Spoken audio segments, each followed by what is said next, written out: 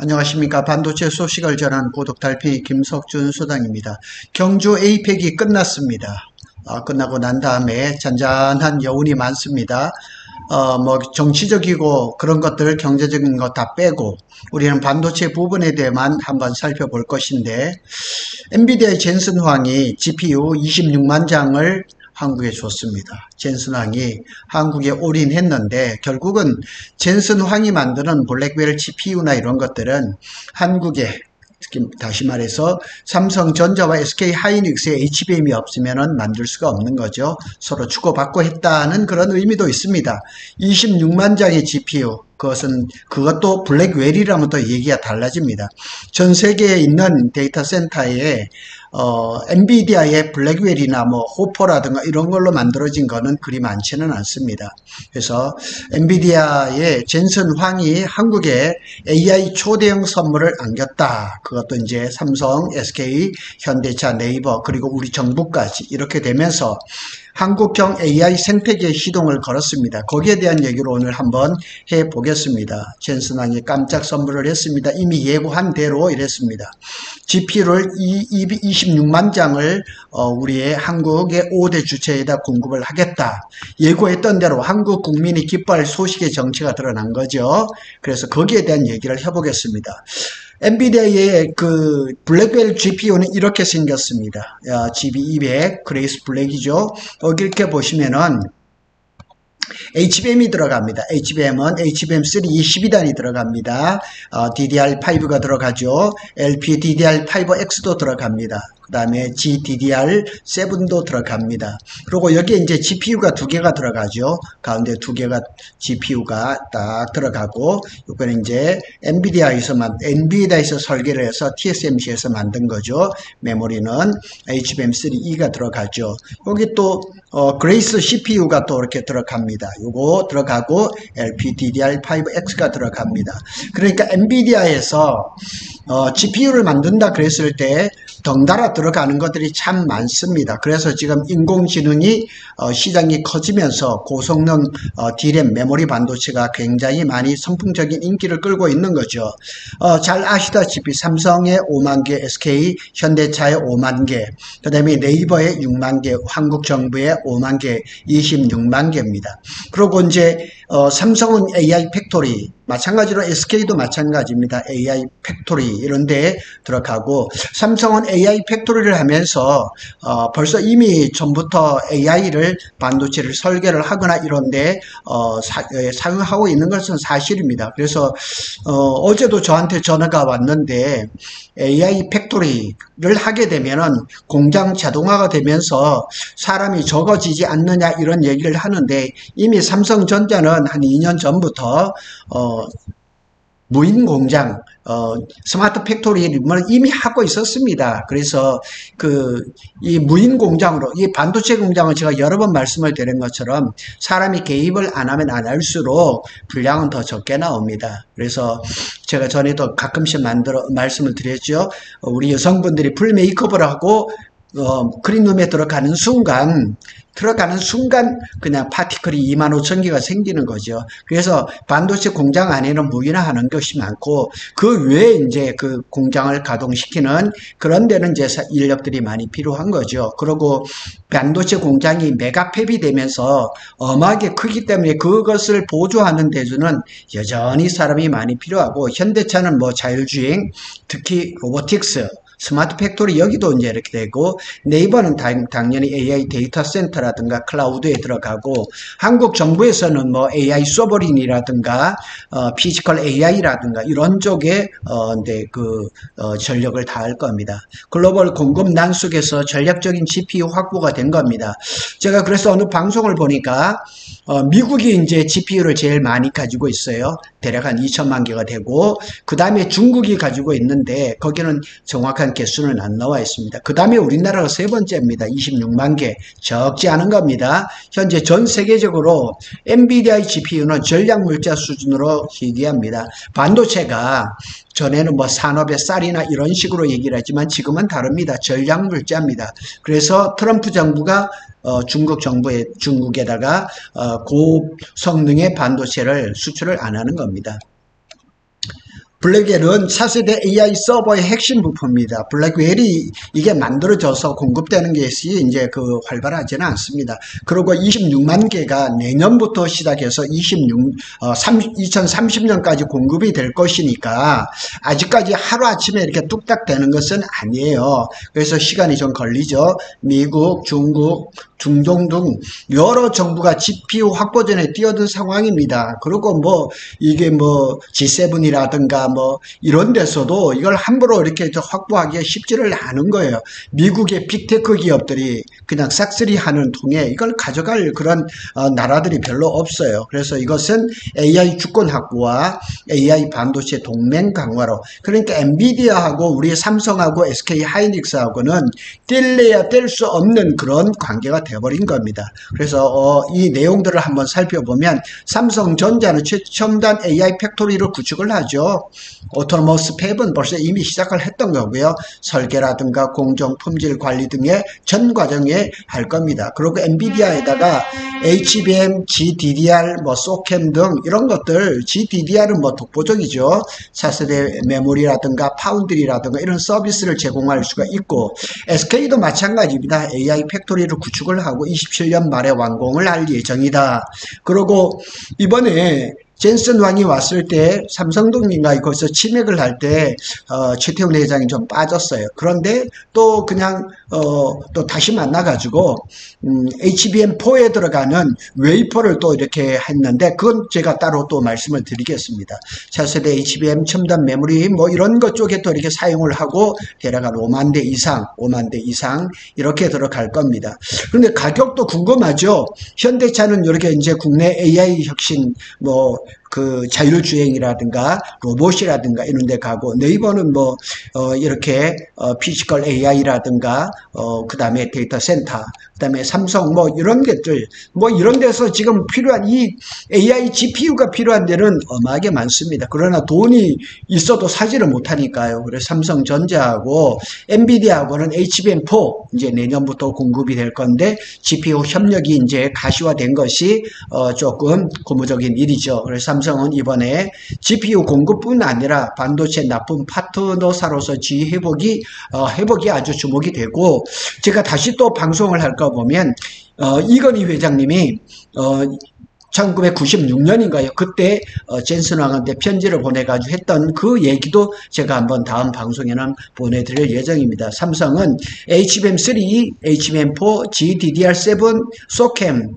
LPDDR 이런 차세대 고성능 메모리도 블랙웰에다 공급할 예정이다.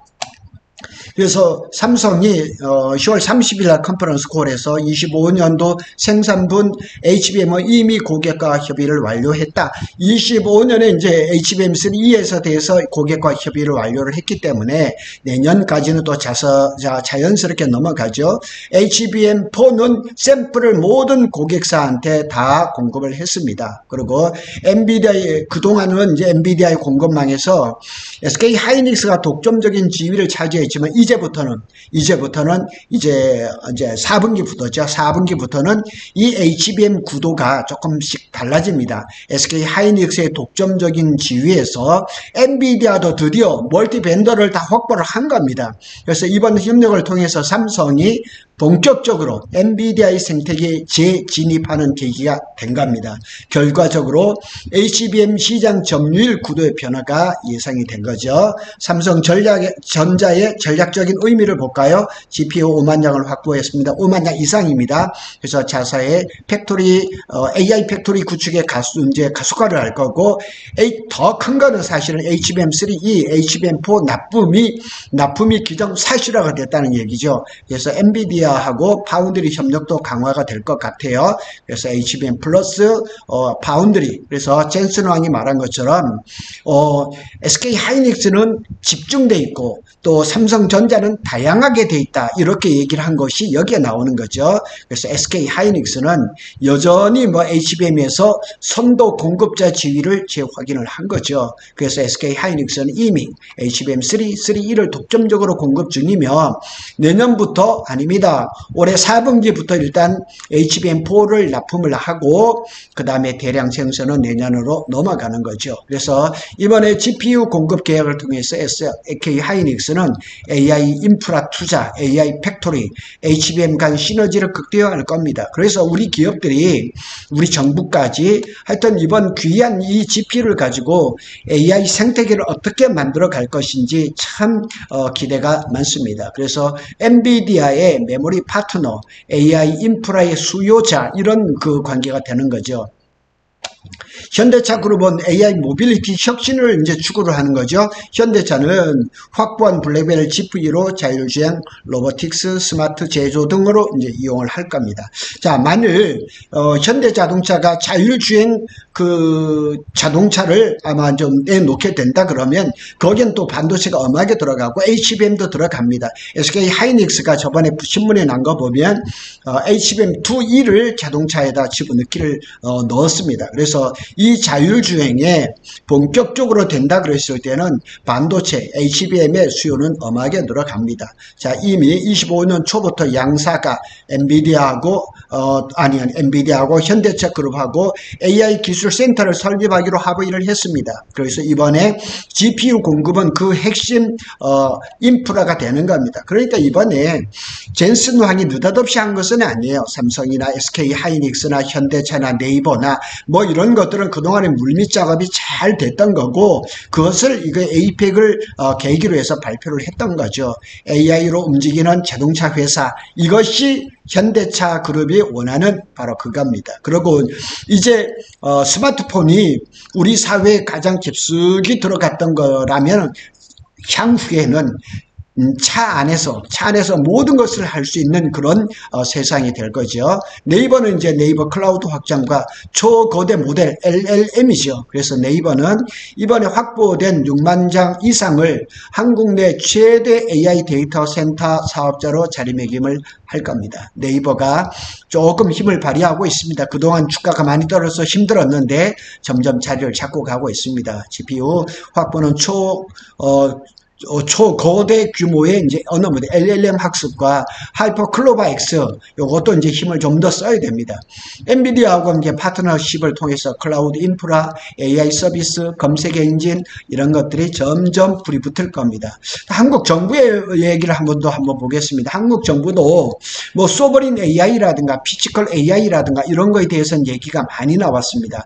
거기에 대해서 한번 표를 만들어 봤습니다. 개념 정리를 일단 하고 갑시다. 소버린 AI는 어떤 것이고 피지컬 AI는 어떤 것이냐. 소버린 AI는 한 국가가 이제 자국의 데이터, 우리나라도 수많은 데이터가 있죠. AI 모델이라든가 인프라를 주권적으로 우리나라 주도로 보유하고 그것을 통제하는 인공지능 체계를 말하는 겁니다. 다시 말해서 AI 주권입니다. 피지컬 AI는 AI 모델이 이제 현실 세계에서 물리적인 대상, 로봇, 자동차, 공장, 도시 등 뭐 헬스케어라든가 이런 쪽에 직접적으로 상호작용하며 스스로 판단, 행동하는 시스템입니다. AI가 이제 실체화가 되는 거죠. 이렇게 지금 틀이 짚어져 가고 있습니다. 그래서 한마디로 얘기하면 소버린 AI는 두뇌예요.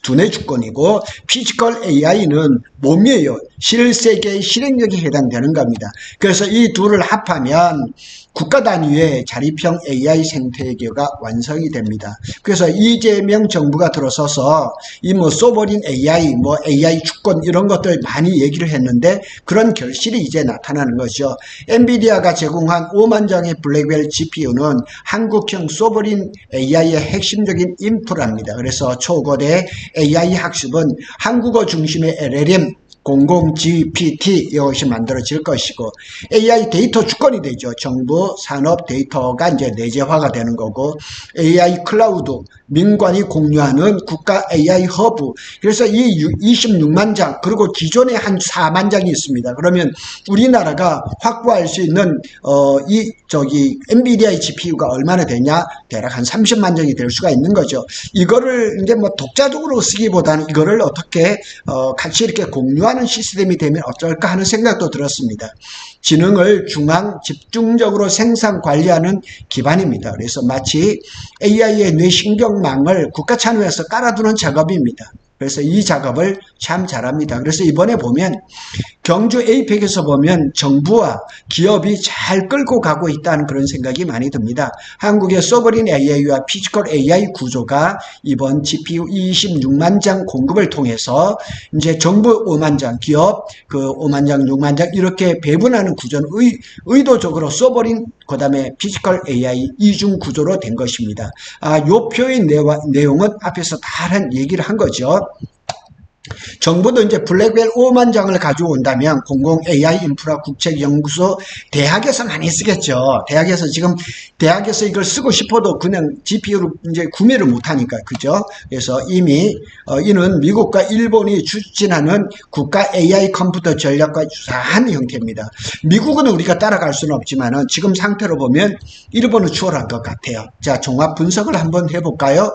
AI 반도체 동맹의 한국 허브입니다. 그래서 이번 결정은 단순한 공급이 아닌 한국이 글로벌 AI 반도체 생태계의 핵심 허브로 격상되는 신호탄입니다. 그러니까 엔비디아가 이 AI GPU를 AI 시장을 점점 키워드 가려면은 한국이라는 파트너를 무시할 수 없으니까 한국에다가 이런 GPU 블랙벨을 주는 거죠. 그래서 우리가 커야지 자기도 클 수가 있으니까요.